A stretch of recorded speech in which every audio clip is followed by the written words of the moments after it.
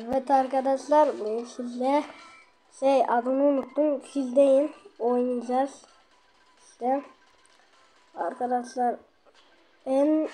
Birinci olmaya çalışacağız arkadaşlar.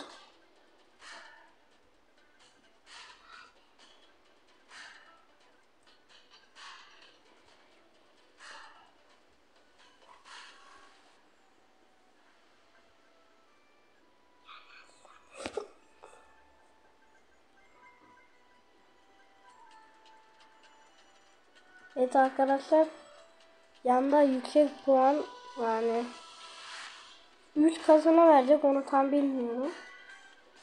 Arkadaşlar, trenlerin üstünden atlama yani çok puan kazandırmıyor ama trenlerin üzerinde de para var. O yüzden çıkmaya çalışabilirsiniz. Arkadaşlar bir de ben şu hani hoplama ayakkabısı var ya, ben onu almıyorum. Nedeni arkadaşlar, hani o süresini bazen görmüyoruz ya bazı şeylerim.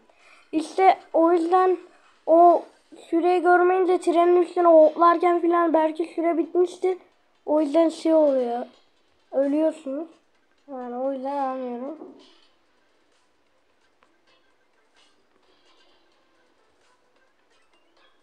Arkadaşlar şurada mıknatısınız olsa çok iyi. Bayağı para topluyorsunuz. Ama yok işte. Şöyle.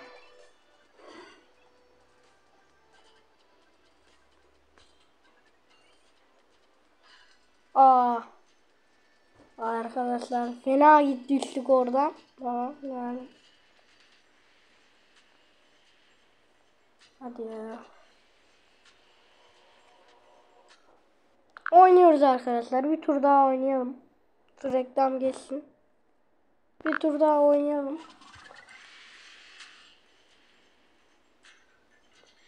Bastık arkadaşlar.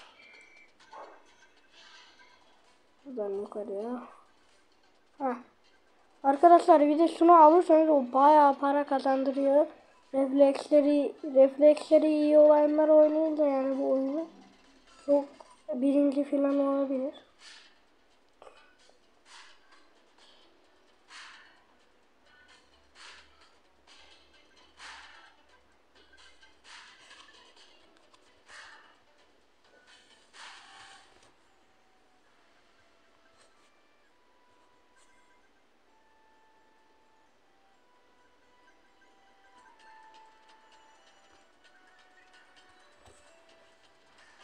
Ah be.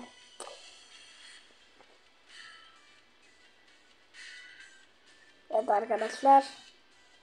Şimdi siz bunların daha iyisini yapabilirsiniz. O yüzden görüşürüz. Abone olmayı ve like atmayı unutmayın.